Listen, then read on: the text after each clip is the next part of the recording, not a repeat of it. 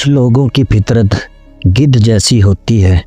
वे हमेशा इस इंतज़ार में रहते हैं कि कब कोई बेबस हो, कब कोई मजबूर हो और कब वे उसका मांस नोच सकें। वे मुसीबत में फंसे इंसान की मदद करने के बजाय उसे और गहराई में धकेल देते हैं।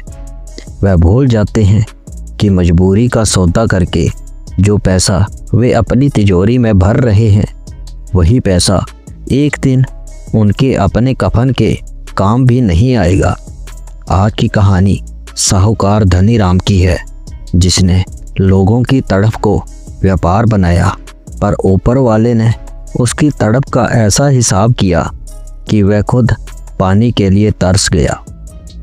गांव का साहूकार धनीराम अपने ब्याज के खेल के लिए क्या था। एक रात मदन नाम का एक गरीब किसान उसके पास आया। मदन की पत्नी की जान खतरे में थी और उसे ऑपरेशन के लिए तुरंत 50,000 रुपयों की ज़रूरत थी। मदन ने हाथ जोड़कर कहा, साहूकार जी, मेरी पत्नी मर जाएगी, मुझे पैसे दे दीजिए, मैं ज़िंदगी भर आपकी गुलामी करूँगा।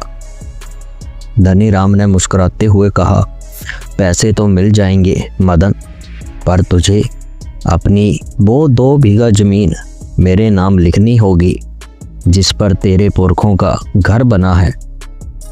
मदन ने कहा, पर वो तो मेरी एकमात्र संपत्ति है साहब।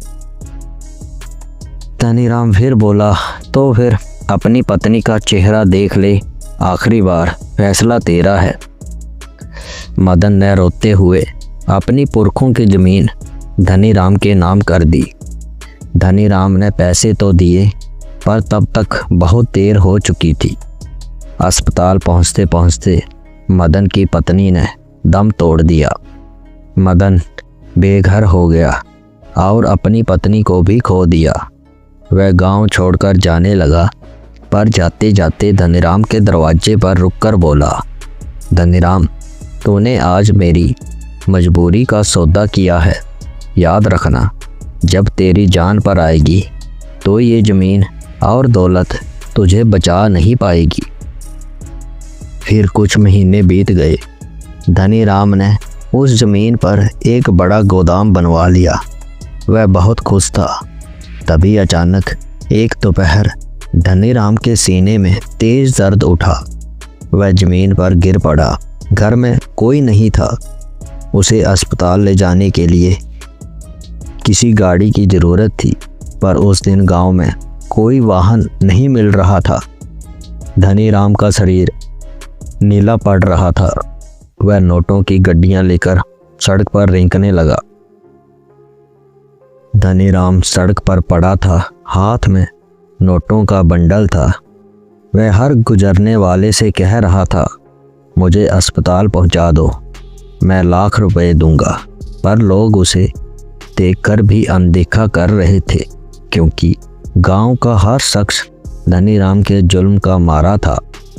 तभी एक पुरानी हाथ गाड़ी लेकर एक आदमी वहां से गुजरा।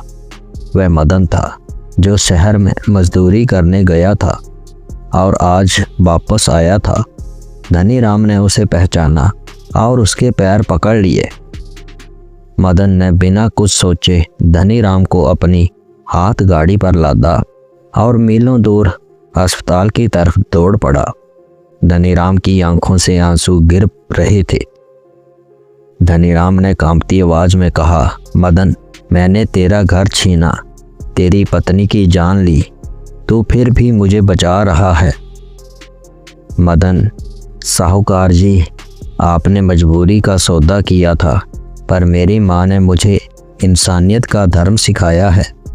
ऊपर वाले ने आपको मेरी गाड़ी पर सुला दिया ताकि आपको पता चले कि ज़िंदगी में पैसा नहीं, दुआएं काम आती है। धनीराम बच तो गया, पर उसकी आवाज़ चली गई। उसने अपनी सारी संपत्ति गरीबों के नाम कर दी और मदन को उसका घर भी वापस लौटा दिया। उसे समझ आ गया था कि ऊपर वाला ब्याज नहीं, मोल समेत हिसाब चुकता करता है। दोस्तों, इस कहानी का सार भी यही है कि किसी की मजबूरी का फ़ायदा उठाना सबसे बड़ा पाप है। पैसा आता जाता रहता है, पर जो बद्दुआ आप किसी बेबस से लेते हैं वह आपकी नस्लों का सुकून छीन लेती है। हमेशा याद रखिए, इंसानियत सबसे बड़ा धर्म है।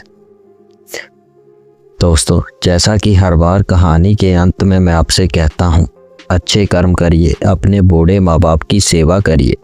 और ये कहानी अच्छी लगी तो वीडियो को लाइक करें, अपने परिवार दोस्तों के साथ शेयर करें और कमेंट करके ज़रूर बताएं कि कहानी कैसी लगी। और ऐसी ही और कहानियों के लिए इस चैनल को सब्सक्राइब करें।